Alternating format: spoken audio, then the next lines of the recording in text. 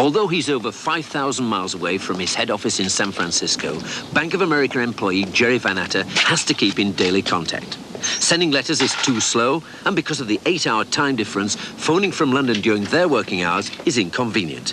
And the person he wants could be out of the office. The answer for Jerry, as you might expect, is to use his microcomputer.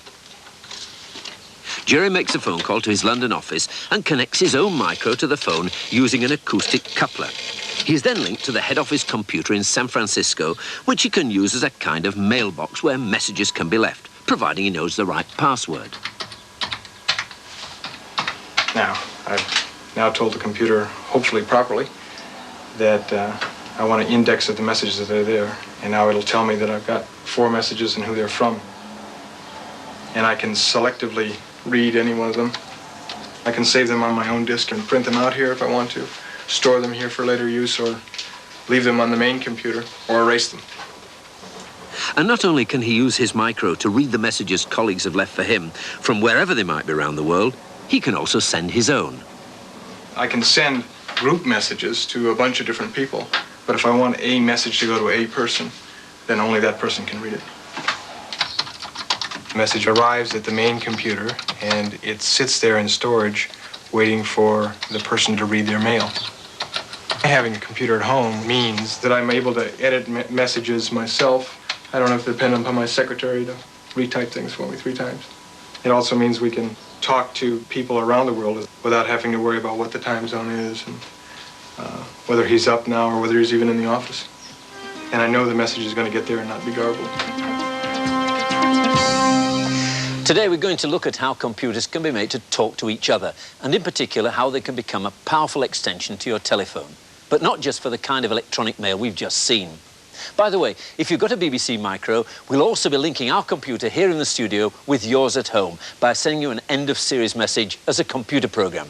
We're going to transmit it as a sound, so you might like to get a cassette recorder and a microphone ready to record it at the end of today's program. Well, first of all, let's see how we can link micros together over a short distance, say between a couple of offices. With us again today is John Cole. John, what's the setup here? Well, Mac, we've got a network of computers here over a very small distance, and all the computers on these benches are connected via a set of cables here. The cables just plug into the back of the computers. Now, they enable the computers to communicate with each other and to communicate, for example, with this unit down here, which is called a file server. And the real purpose and beauty of this system is that all users can then access the disks which plug into the file server here. In addition, all users on the network can connect to the printer and use the printer facilities. They don't have to have one each. This file server is just, in fact, 2 disk units. Really. That's right. And if you type catalogue or StarCat on your machine, I do the same, we can both get a catalogue of the disk, even though neither of us actually has our own disk unit. Now, this system can be used over quite a considerable distance, say up to 500 metres or maybe even 1,000 metres. Yes. So really quite useful. Well, would you like to load your program, the one called Mac, and I'll load mine. At the same time, John, and they come down. Notice apparently everything working simultaneously, despite the fact that we're connected to the same network. Run the programs? Obviously quite different programs. That's right, totally different programs. And what sort of speed are they transmitting at? Extremely fast indeed, a lot faster than you can get over a telephone line. A very usable system, really. Now, as well as that, we can actually use it for a certain amount of communication. In fact, if you stop your computer, I can send a message over the thing. I can say, notify Mac, hello, how are you? And then when I press the return key, that message will go down through the network and appear on your machine. So I suppose we could actually put these out in different offices, on different floors, or in different classrooms in a schoolroom. That's right, that's exactly what it's about. It's about sharing the resources within an office situation or within a school situation. But if you wanted them much further apart, you'd have to go through the telephone network. That's right. Well, over here, we've got a setup using telephones.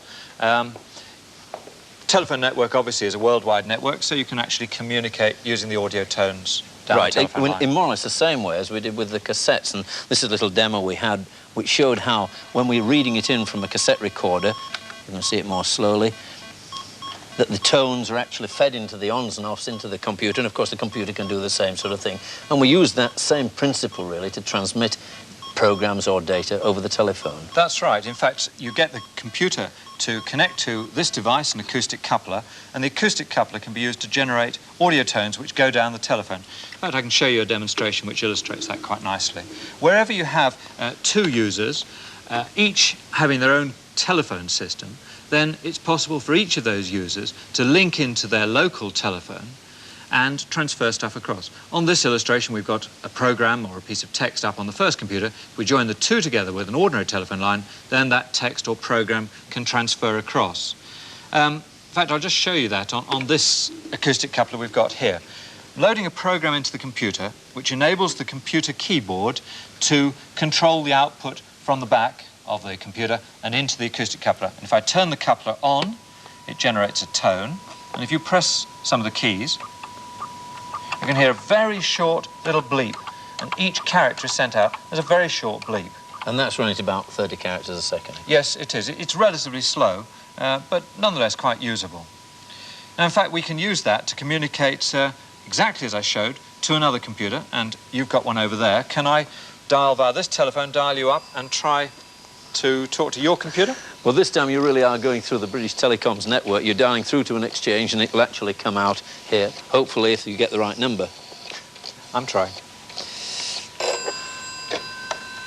Have I got the right number? John, hello. How Amazing. Let me send you some tones.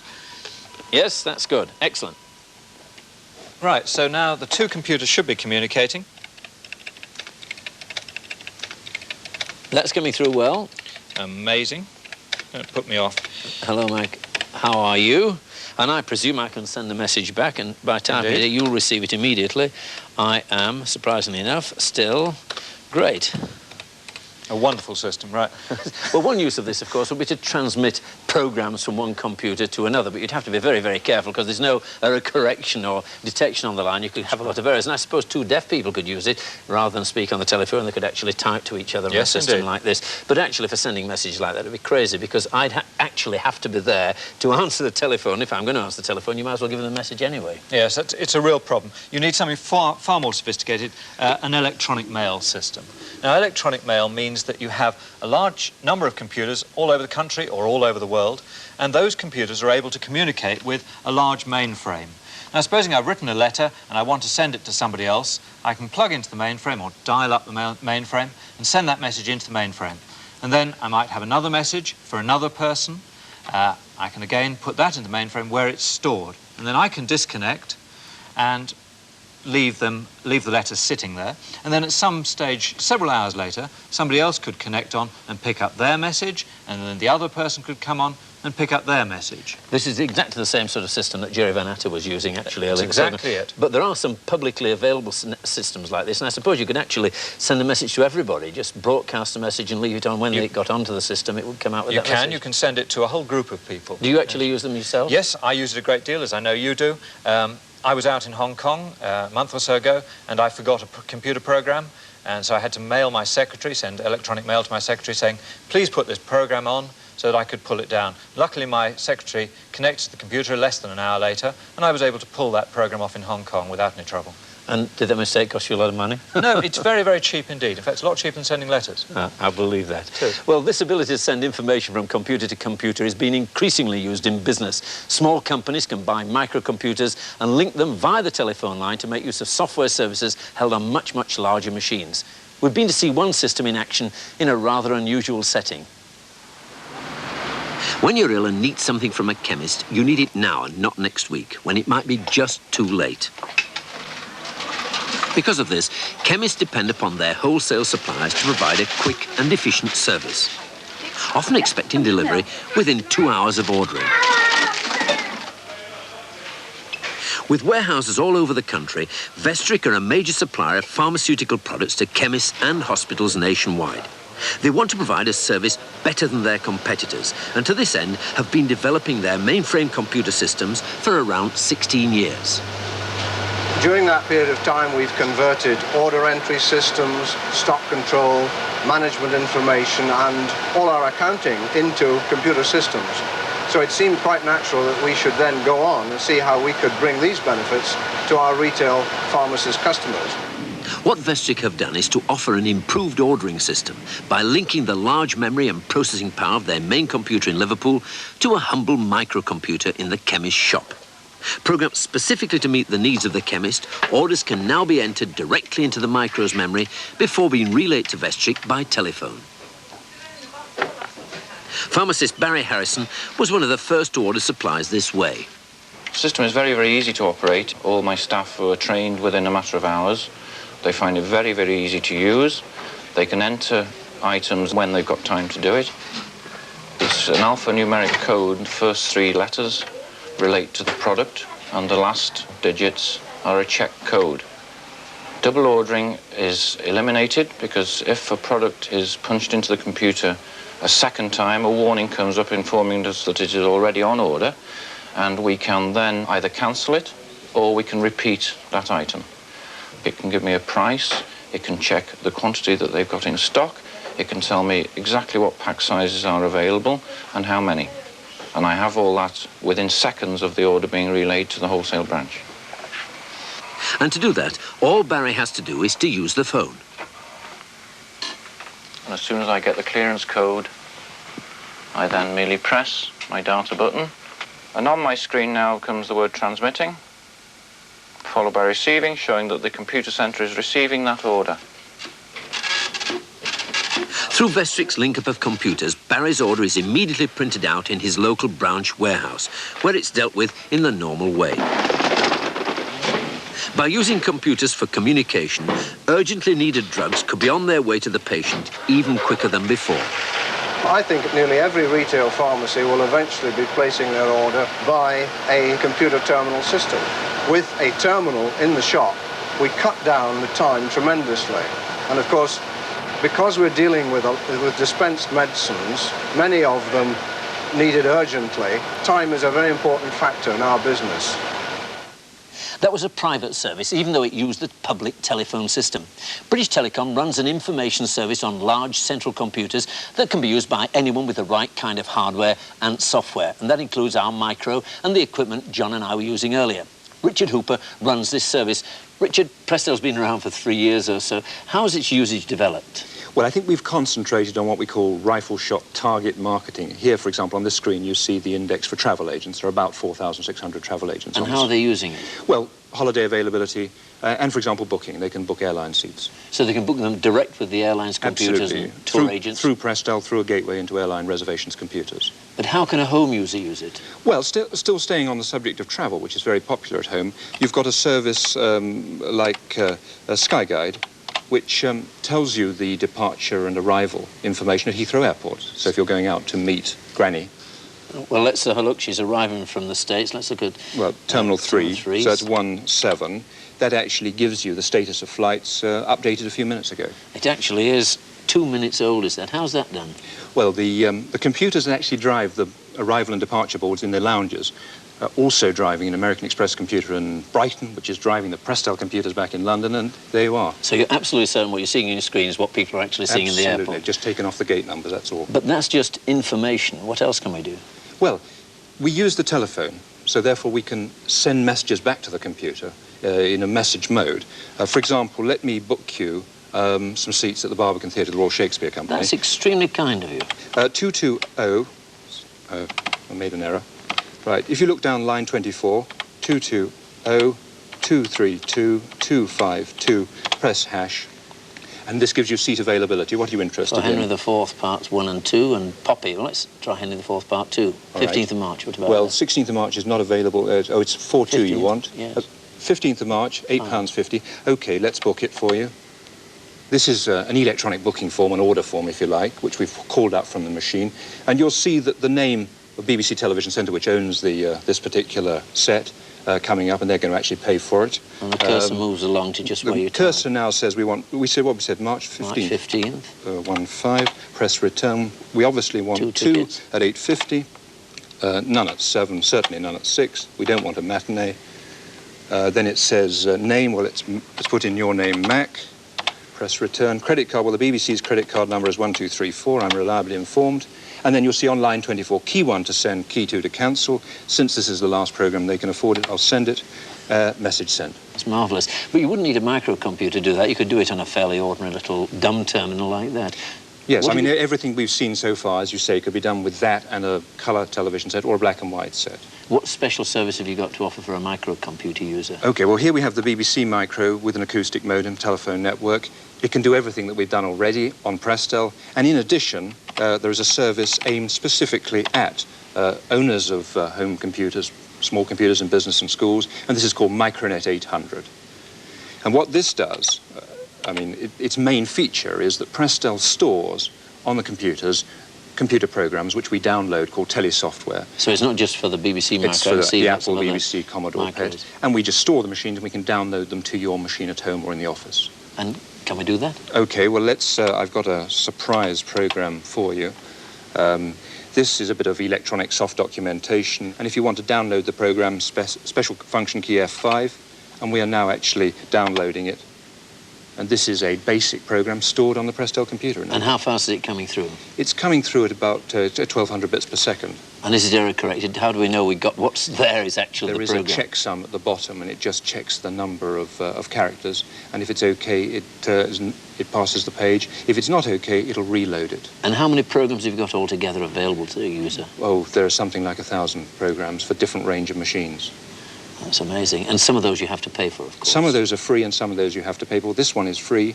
I'm now downloaded 3.5 frames. I can leave Prestel, pressing F4. And now comes the real test. OK, now the real test. Does it work? I'm now going to go back into BASIC and now run the program file, press F6, hold your fingers. I've just been downloaded it from Prestel. Is that all it does? Oh, thank you very much, Richard.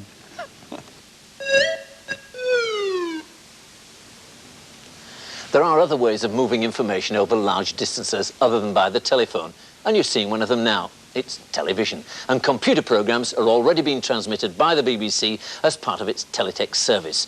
Graham Clayton is the editor of BBC's Teletext service, CFAX. Graham, how does CFAX work? Well, it's an ingenious way of using the television signal to get pages of information onto the TV screen.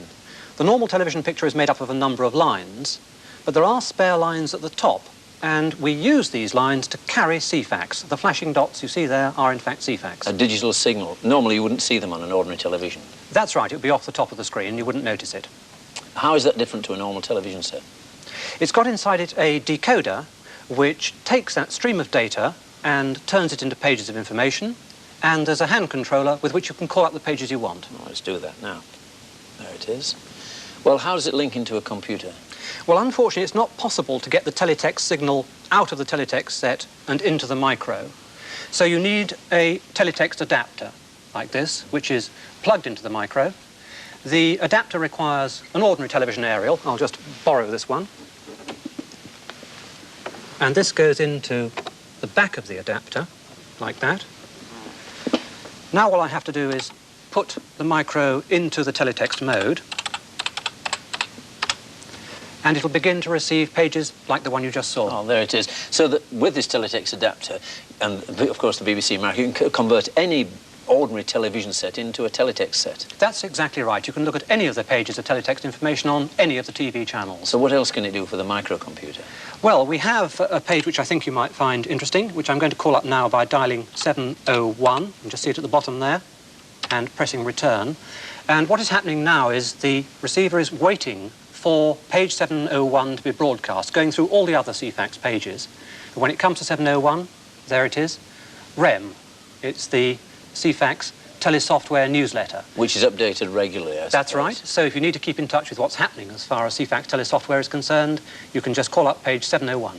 OK, so how do we get a program down from the service into the micro? The first thing to do is to find out what programs are available. So first of all, I'll call up another page, page 700. And the point about telesoftware on CFAX is that we're constantly changing, constantly renewing the programs. So you need each time to turn to page 700 and find out what is currently available.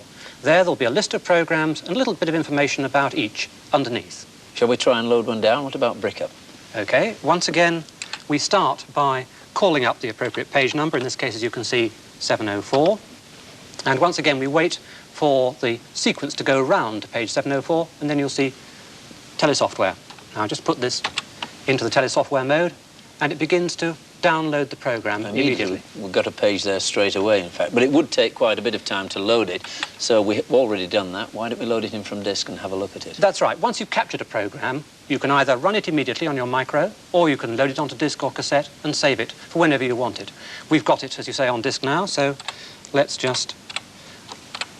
Because the nice thing that I like about this program is that it's completely free, and all the new ones will come to you completely free. That's absolutely right. Once you've bought the add-on adapter, the whole service is free. Or at least included in your television license. Absolutely. And you can see how it works. You're asked to guess a word. Oh, I remember this in a previous program. We saw some children using it in school. Two-wheel vehicle, a bike. I don't think it's going to like it. The word was bicycle. Well, you can't win them all. Try again. Sorry. Bench. Much better. And now we get our prize. And eventually, after you've got sufficient words right, you in fact demolish the brick wall and escape at the far end. And what other sort of programs are you going to be transmitting? Well, to begin with, we'll be concentrating, I think, mainly on educational programs, though I hope they'll be of general interest too. Some of those programs will be specially commissioned to go with BBC broadcasts. Then we'll be trying things like data files. I hope there'll always be scope for a sort of amateur page, a club page, where people can exchange programs. And who knows, eventually perhaps a CFAX Game of the Week? Well, thank you very much, Graham, and the best of luck with your telesoftware service. Well, now we've come to the end of this series of programmes. We hope that whether you've got a machine of your own or not, you've enjoyed the glimpses we've given you of the wide range of things a microcomputer can do. As our final act, and I'm afraid it's only going to work if you've got a BBC microcomputer, we're going to send an end-of-series message from this machine here. So put the microphone of your cassette recorder as close as you can to the television loudspeaker and start recording now. We'll be sending you audible tones, and they last about 30 seconds. To try and make sure the tones are easy to receive, we're sending them at 30 characters a second. So when you come to play the tape into your computer, you'll need to type star tape 3, like this. And here it comes.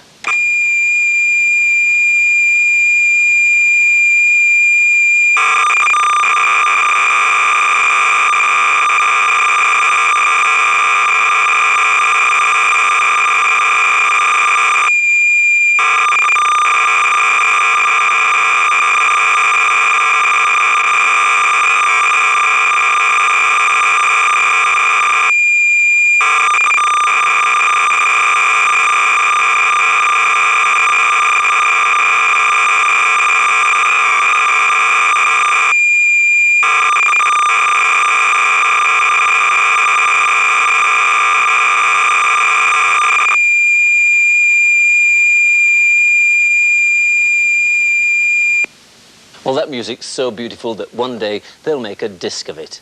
And there's one last thing. In October, we hope to have a Making the Most of the Micro special, a 2-hour programme when we'll be attempting to answer some of your questions and to demonstrate things for you live from the studio. Until then, from all of us here, goodbye.